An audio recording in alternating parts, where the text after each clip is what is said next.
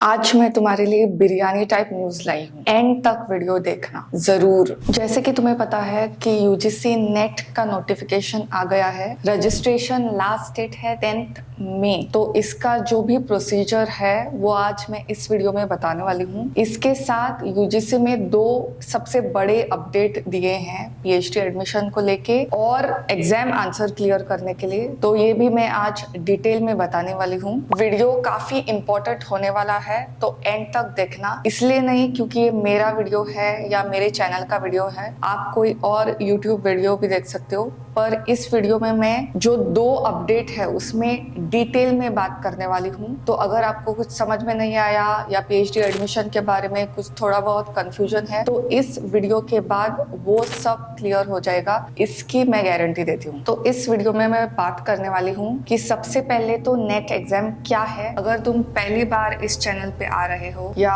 पहली बार पीएचडी की तरफ या मास्टर्स कर रहे हो, हायर एजुकेशन में अगर कुछ भी जानना है तो नेट एग्जाम एक काफी प्रेस्टिजियस एग्जाम की तरह इसको देखा जाता है।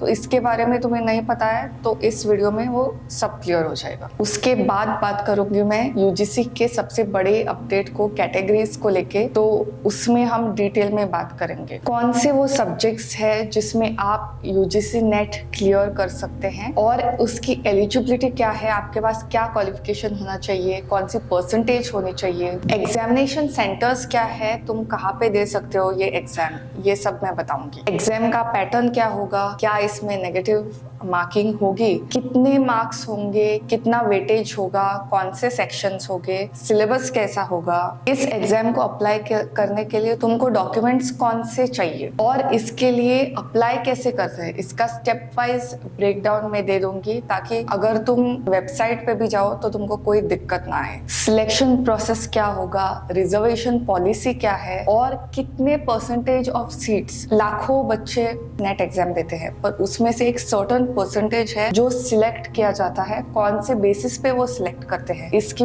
पूरी जानकारी इस वीडियो में मिलने वाली है। आते हैं यूजीसी का सबसे बड़ा अपडेट इस साल का, जो कैटेगरीज को लेके। मतलब क्या, ये मैं समझाऊंगी। पहले क्या होता था, अगर तुम एग्जाम दे रहे हो तो फर्स्ट एक कैटेगरी होता था JRF, जूनियर रिसर्च फेलोशिप, जिसके थ्रू तुम्हें पीएचडी को एडमिशन मिलता था। दूसरी कैटेगरी होती थी लेक्चरशिप, मतलब वो क्लियर किया तो तुम्हें असिस्टेंट प्रोफेसरशिप में परमानेंट जॉब मिल सकता था। JRF की कट ऑफ या थी, लेक्चरशिप की कट ऑफ या थी। अब और पहले पीएचडी एडमिशन के लिए इंस्टीट्यूट्स खुद का एंट्रेंस कंडक्ट करते थे। अगर तुम्हारे पास JRF नहीं है, से सपोज यूजीसी या CSIR, तो बिट्स एक अपना खुद का एंट्रेंस कंडक्ट करता है जिसमें आपको फी भरनी पड़ती है और उसके बेसिस पे पीएचडी के लिए एडमिशन मिलता है। अगर तुम्हारे पास कोई फेलोशिप, नेशनल फेलोशिप नहीं है तो ना यूजीसी ना CSIR ना और कोई। यूजीसी ने क्या किया, एक थर्ड कैटेगरी इंट्रोड्यूस की। ये दो कैटेगरीज तो है ही, JRF, assistant professorship. Third category है तो अगर तुमको पीएचडी के लिए एडमिशन चाहिए तो इंस्टेड ऑफ आंसरिंग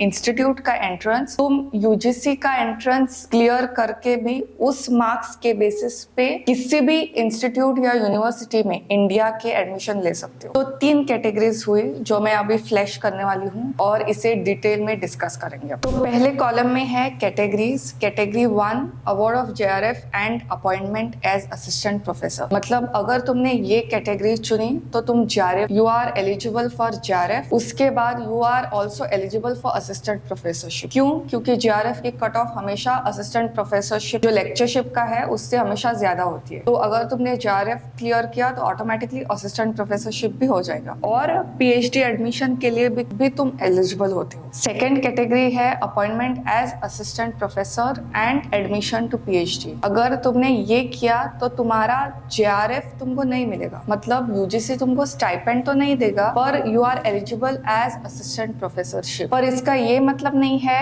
कि तुम पीएचडी के लिए एडमिशन नहीं ले सकते, इसके बेसिस पे भी तुमको पीएचडी के लिए एडमिशन मिल सकता है। कैटेगरी 3 है एडमिशन टू पीएचडी ओनली। तो ये जो थर्ड कैटेगरी है वो न्यू इंट्रोड्यूस हुई है। अगर तुमने ये क्लियर किया तो तुमको JRF नहीं मिलेगा, you are also not eligible for assistant professorship, पर इसके मार्क्स के बेसिस पे तुमको इंडिया में कहीं पे भी पीएचडी एडमिशन मिल सकता है। तो यूजीसी क्या करना चाहती है कि UGC wants to bring uniformity. जैसे अब हर इंस्टीट्यूट का एंट्रेंस एग्जाम अलग अलग होता है, तो किसी का टफ होता है, किसी का इजी होता है। तो एक एग्जाम के बेसिस पे इंडिया में कहीं पे भी तुम एडमिशन ले लो, तो उसके बेसिस पे एक तरह का यूनिफॉर्मिटी, एक तरह का समानता आ जाता। नाउ एक बात मैं हाईलाइट करती हूँ जो इंफॉर्मेशन बुलेटिन में है, जो मुझे लगता है कि कोई बात नहीं कर रहा है, पर फिर भी मैं ये बताना चाहती हूँ। UGC NET under category 2 and category 3 can be used as an entrance test for PhD admission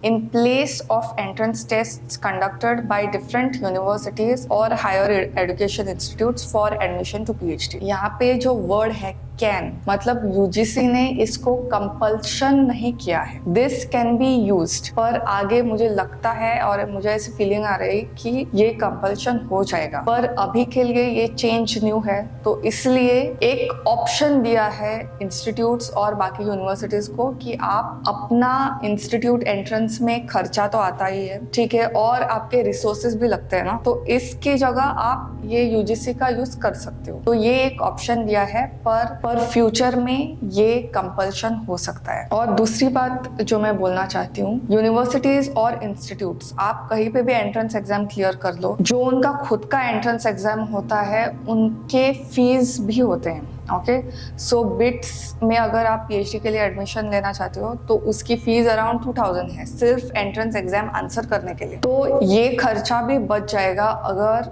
universities और इंस्टीट्यूट्स यूजीसी के मार्क्स अडॉप्ट करते हैं तो ये दो चीजें हैं जो मैं बताना चाहती हूँ इस वीडियो में। जैसे कि मैंने फ्लैश किया था स्क्रीन पे, category 2 and category 3 both marks can be used for PhD admission. अब कैटेगरी 2 एंड कैटेगरी 3 इसमें तो पीएचडी एडमिशन मिल जाता है इसके बेसिस पे। तो अगर पीएचडी के लिए एडमिशन फाइनल होने वाला है तो 70% जो वेटेज है वो एंट्रेंस टेस्ट के थ्रू आएगी और 30% है वो तुम्हें इंटरव्यू क्लियर करने पड़ेगा, उसमें भी परफॉर्मेंस तुम्हारा नोट होगा। तो ये दो चीजें हैं जो मैं बताना चाहती हूँ कि पूरा ही मतलब एंट्रेंस टेस्ट पे डिपेंडेंट नहीं होगा, थोड़ा बहुत तो इंटरव्यू में जो भी क्वेश्चंस पूछे जाएंगे उस पे भी होगा। दूसरी बात, ये जो थर्ड कैटेगरी है एडमिशन फॉर पीएचडी, उसके मार्क्स 1 साल के लिए वैलिड होंगे। जैसे कि आज तुमने एंट्रेंस एग्जाम क्लियर किया, उसके बाद 1 साल में तुमको पीएचडी एडमिशन लेना पड़ेगा ताकि वो मार्क्स वैलिड हो। अगर तुम 2 साल के लिए वेट करते हो,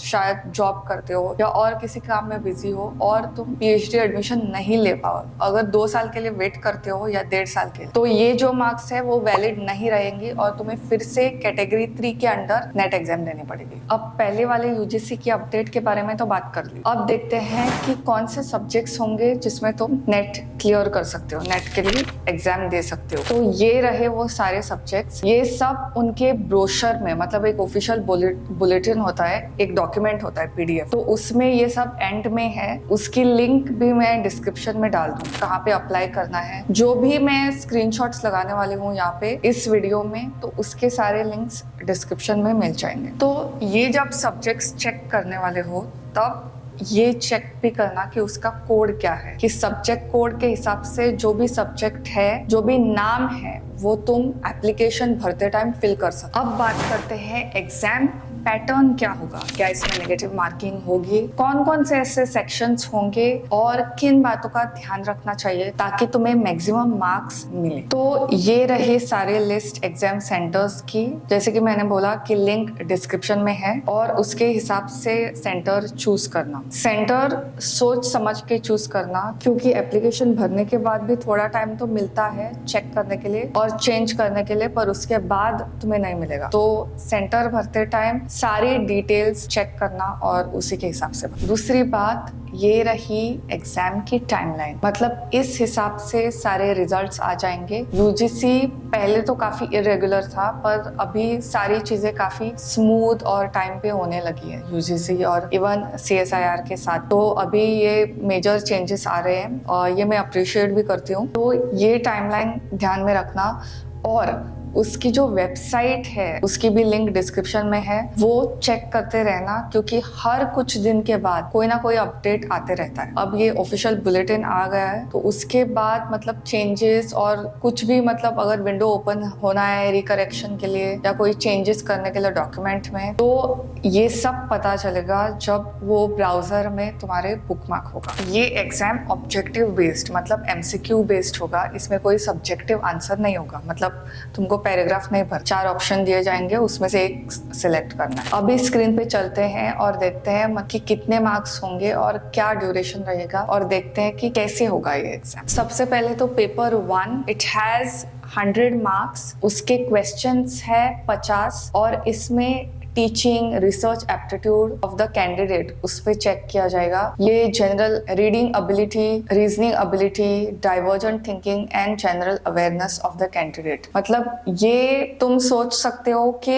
एक जनरल एप्टीट्यूड का सेक्शन जो पहले वाला, और वो सबके लिए कॉमन हो। पेपर 2 में होगा 200 मार्क्स, उसके लिए क्वेश्चंस होंगे 100, और ये स्पेसिफिक टू योर सब्जेक्ट। मतलब अगर किसी ने एनवायरमेंटल स्टडीज लिया है तो उसको एनवायरमेंट के बेसिस पे होगा, अगर किसी ने इंग्लिश सिलेक्ट किया है तो इंग्लिश के बेसिस पे क्वेश्चंस दिए जाएंगे। ये एग्जाम का टोटल ड्यूरेशन 3 घंटे का होगा, उसमें कोई ब्रेक नहीं रहेगा, और सारे क्वेश्चंस कंपलसरी हैं। लैंग्वेज जो होगी वो इंग्लिश एंड हिंदी में होगी। तुमको कौन सी लैंग्वेज चाहिए वो पहले ही डिसाइड करके रखना था, ताकि एप्लीकेशन भरने में आसानी। हर एक क्वेश्चन, चाहे वो सेक्शन 1 में हो या सेक्शन 2 में हो, उसको 2 मार्क्स मिलेंगे अगर क्लियर किया तो। अगर ना क्लियर किया तो 0 मार्क्स मिलेगा। इस एग्जाम में कोई नेगेटिव मार्किंग नहीं है। अब चलते हैं एलिजिबिलिटी की तरफ, कि क्वालिफिकेशन क्या होना चाहिए, कितने मार्क्स होने चाहिए, और तुम्हारा बैकग्राउंड क्या होना चाहिए ताकि तुम इसके लिए अप्लाई कर सको। तो फर्स्ट थिंग्स फर्स्ट, तो मिनिमम 55% चाहिए होंगे। मास्टर्स में कौन सा सब्जेक्ट लेना चाहिए ताकि तुम एलिजिबल हो इसके लिए, इसकी भी लिस्ट है। मास्टर्स मतलब post graduation courses as well as degree. अगर तुमने पोस्ट ग्रेजुएशन के लिए कोई कोर्स किया है या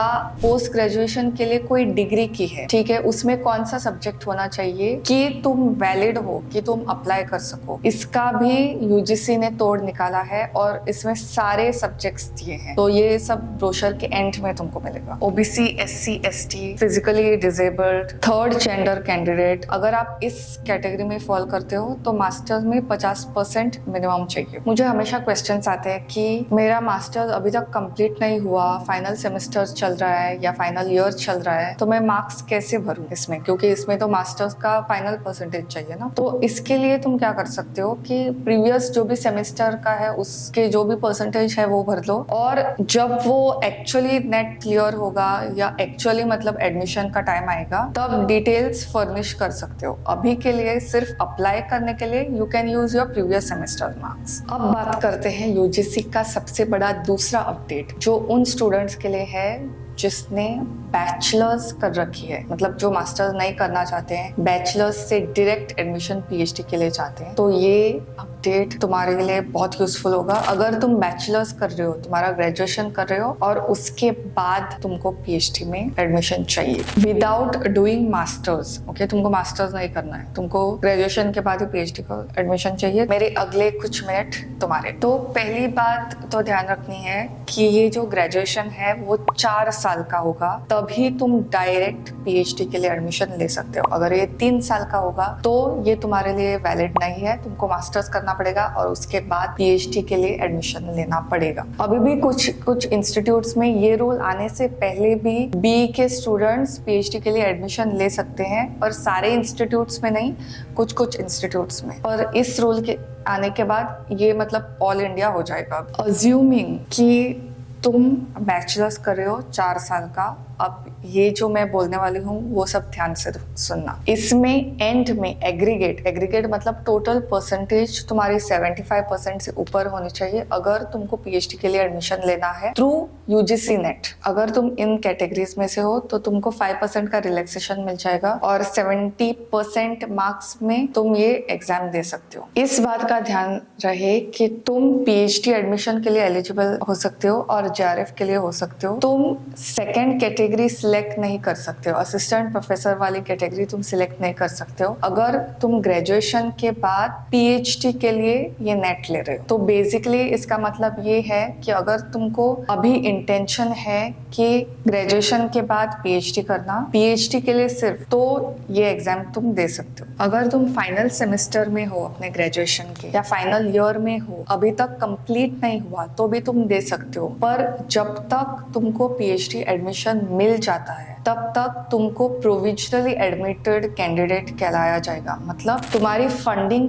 तब आएगी जब तुम फाइनल मार्क्स सबमिट करो, पर तब तक ये एग्जाम तुम आंसर करना, क्योंकि ये एग्जाम आंसर करने में भी 6 महीने लगते हैं, उसके बाद रिजल्ट आने में और टाइम लगता है, तो उस टाइम तक और पीएचडी एडमिशन को और कुछ महीने लगते हैं। तो ये सब जब तक होता है तब तक तो तुम्हारा ग्रेजुएशन क्लियर हो ही जाएगा। और एक छूट जो ग्रेजुएशन स्टूडेंट्स कर रहे हैं और वो पीएचडी के लिए एडमिशन लेना चाहते हैं, उनके लिए दी गई है कि यूजुअली क्या होता है, जो तुमने सब्जेक्ट मास्टर में लिए हैं तो नेट का भी सब्जेक्ट वही सिलेक्ट करना पड़ता है। जो ग्रेजुएशन कैंडिडेट्स हैं उनका अलग है। जिस भी फील्ड में तुम पीएचडी करना चाहते हो तो वो फील्ड का तुम नेट एग्जाम क्लियर कर सकते हो। जरूरी नहीं है कि तुम्हारा जो ग्रेजुएशन का सब्जेक्ट है तुम उसी में नेट क्लियर करो। जो भी सब्जेक्ट तुमको पीएचडी में चाहिए तुम उस सब्जेक्ट का नेट एग्जाम दे सकते हो, पर मास्टर्स के लिए ऐसा नहीं है। जो भी स्टूडेंट्स मास्टर्स करने के बाद पीएचडी के लिए अप्लाई कर रहे हैं और उसके लिए ये नेट एग्जाम दे रहे हैं, तो उनके लिए स्पेसिफिकली मैं बोलना चाहती हूँ कि जो भी आपको मास्टर्स का सब्जेक्ट है ना, वो आप सिलेक्ट करना नेट में। अगर वो नहीं है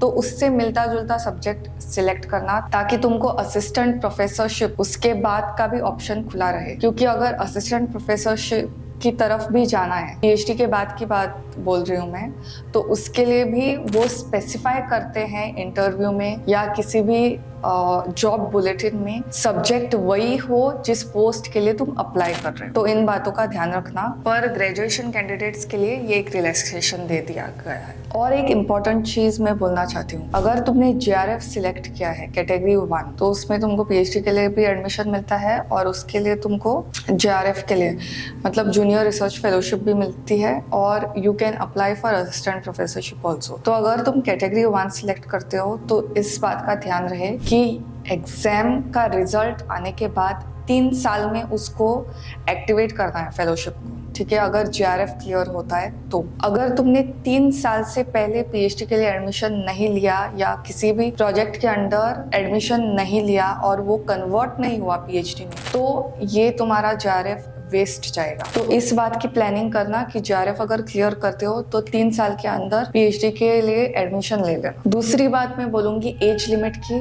अगर तुमको जेआरएफ चाहिए तो एज लिमिट है 30 साल और रिलैक्सेशन ऑफ 5 इयर्स मिलता है इन कैटेगरीज के लिए। अगर तुम कैटेगरी 2 सिलेक्ट करते हो या कैटेगरी 3 सिलेक्ट करते हो तो इसके लिए तुम किसी भी एज में हो तुम ये एग्जाम दे सकते हो। अब तुम्हें सब्जेक्ट्स के बारे में पता है, यूजीसी के 2 अपडेट्स हैं उसके बारे में पता है, तो अब देखेंगे कि अप्लाई कैसे करते हैं, एप्लीकेशन का प्रोसेस क्या है, कहाँ पे अप्लाई करना चाहिए, तो वो सब देखेंगे। सबसे पहले डॉक्यूमेंट्स कौन से चाहिए, तो मैं स्क्रीन पे डाल रही हूँ ये। जो भी तुम्हारी बोर्ड या यूनिवर्सिटी सर्टिफिकेट है जिसपे कैंडिडेट का नाम, mother's name, father's name and date of birth है, वो करना है। उसके बाद identification, bank account passbook with photograph या पासपोर्ट या रेशन कार्ड या आधार कार्ड या वोटर आईडी कार्ड या कोई अदर गवर्नमेंट आईडी, तो इस सब में से कोई भी एक चलेगा। क्वालिफाइंग डिग्री सर्टिफिकेट या लास्ट सेमेस्टर मार्कशीट, तुम्हारा जो भी मेलिंग एड्रेस है, परमानेंट एड्रेस भरना with pin code, 4 cities for centre of your choice, 4 cities select करने पड़ेंगे। उसमें से जो भी तुम्हारा फर्स्ट प्रेफरेंस होगा उसमें ही तुमको एग्जाम सेंटर मिलेगा। पर अगर वो फुल हुआ, लास्ट मिनट समझ में नहीं आता कि कितने कैंडिडेट्स अप्लाई कर रहे हैं, तो इसलिए उन्होंने 4 ऑप्शंस दिए। उसके बाद लिस्ट ऑफ स्टेट कोड्स, मतलब हर एक स्टेट का एक अलग कोड होता है। जो वो कोड क्या है वो तुम्हें पता चलेगा जब तुम ब्रोशर पढ़ोगे, और ब्रोशर का लिंक मैंने डिस्क्रिप्शन में दे रखा है। कौन सा सब्जेक्ट उसका भी कोड है, code of subjects eight post graduation level. Post graduation level में तुमने कौन सा सब्जेक्ट लिया था उसका भी कोड है। Code of post graduation course वो भी है। कैटेगरी सर्टिफिकेट अगर एप्लीकेबल है, मतलब अगर तुम रिजर्व्ड कैटेगरी में से हो तो भी देख सकते हो। इकोनॉमिकली वीकर सेक्शन सर्टिफिकेट, वो भी चेक करना पड़ेगा। अगर तुम मतलब फाइनेंशियल बैकग्राउंड घर का ठीक नहीं है तो उसके लिए भी इकोनॉमिकली वीकर सेक्शन सर्टिफिकेट मिलता है, तो उसमें तुमको कुछ रिलैक्सेशन मिल जाएगा। अगर पर्सन्स विद डिसेबिलिटी है, कोई डिफरेंशियली एबल्ड है, तो उसके लिए भी सर्टिफिकेट मिल जाएगा। ये सारे सर्टिफिकेट्स का फॉर्मेट इंफॉर्मेशन बुलेटिन में है, तो जरूर उसे पढ़ना। ईमेल एड्रेस और मोबाइल नंबर तुम्हारा, और सारे scanned images in JPEG format only. Okay, JPG और जेपीईजी फॉर्मेट। तो ये सारे डिटेल्स एक नोटबुक पे लिख के रखना, ताकि जब तुम कंप्यूटर ओपन करो और एप्लीकेशन भरने लग जाओ तो यहाँ वहाँ कोड ढूंढने मत बैठ जाना, कोड नोटबुक में ही लिख लेना। तो अब इस एग्जाम का एप्लीकेशन कैसे भरना है, कौन सी वेबसाइट पे जाना है, तो सबसे पहले ये वेबसाइट ओपन करना, ये लिंक डिस्क्रिप्शन में है। उसके बाद मैं अब स्क्रीन पे जा रही हूँ और स्क्रीन पे सब स्टेप बाय स्टेप एक्सप्लेन करूंगी। Download information bulletin and replica of application form. सारे एलिजिबिलिटी तुम चेक करना कि तुम एलिजिबल हो कि नहीं। वैसे तो मैंने सब एक्सप्लेन कर दिया है वीडियो में, पर फिर भी इट इज बेटर कि तुम खुद चेक करो ऑफिशियल ब्रोशर में। स्टेप 2 होगा ऑनलाइन एप्लीकेशन के लिए रजिस्टर करना। तुमको पहले रजिस्टर करना पड़ेगा, उसके बाद लॉगिन। उसके लिए रिसेंट फोटोग्राफ और सिग्नेचर लगेगा। सारा एप्लीकेशन भर देना। उसके बाद स्टेप 3 होगा फी पे करनी होगी यूजिंग योर डेबिट कार्ड और क्रेडिट कार्ड और यूपीआई, और जो भी फी तुमने पे की है उसका प्रूफ, ट्रांजैक्शन फी रिसिप्ट या ईमेल या कुछ तो डाउनलोड करके रखना। जब तुम फी पे करोगे तभी तुम्हारा एप्लीकेशन सबमिट होगा, उससे पहले सबमिट नहीं होगा। तो अगर तुमने फी पे नहीं की तो इसका मतलब ये एप्लीकेशन सबमिट नहीं हुआ है। तो फी पे करना, उसके बाद एप्लीकेशन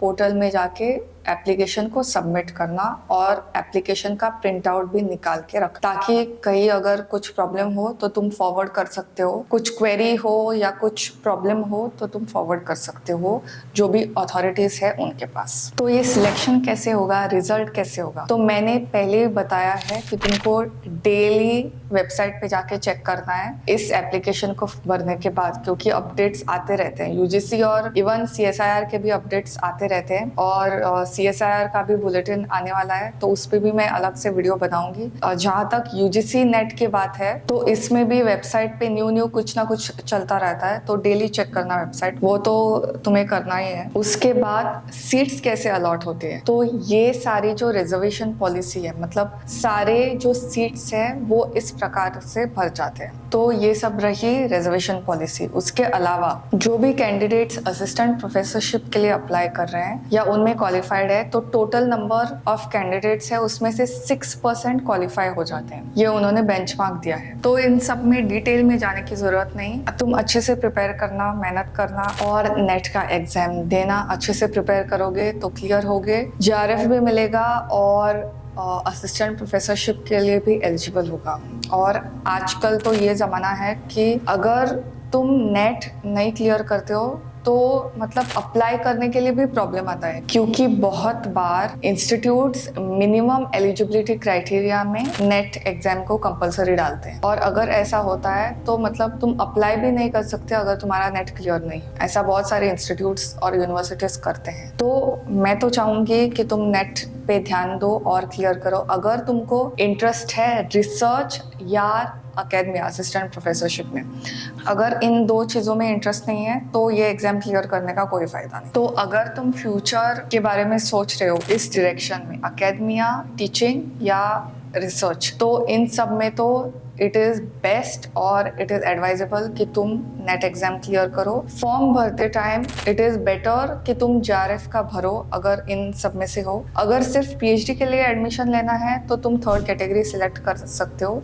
मेरा सजेशन तो यही रहेगा कि तुम एम अपना जेआरएफ की तरफ रखो, क्योंकि जेआरएफ का कट ऑफ हमेशा दोनों कैटेगरीज, जो कैटेगरी 2 है और कैटेगरी 3 है, वो हमेशा हाई होता है। और अगर वो तुमने क्लियर कर लिया तो ऑटोमेटिकली तुम्हारे लास्ट लास्ट 2 कैटेगरीज भी क्लियर हो जाएंगी। थोड़ा बड़ा सोचो और जेआरएफ के लिए प्रिपरेशन करो, मेरा तो सजेशन यही रहेगा। और फिर भी अगर कुछ डाउट हो तो कमेंट में बताना मुझे। अगर ऐसे वीडियोस पसंद आ रहे हैं तुमको तो वो भी बताना, क्योंकि ऐसे वीडियोस मैं बनाऊंगी। आगे चल के CSIR का भी बुलेटिन आने वाला है, तो मैं सोच रही हूँ कि मैं उसका वीडियो भी बनाऊं, तो मुझे कमेंट में बता देना। तो अगले वीडियो में मिलते हैं। मुझे लगता है मैंने बहुत सारी चीजें क्लियर की है इस वीडियो में। फिर भी अगर कुछ डाउट है तो मुझे बताना। तब तक के लिए बाय।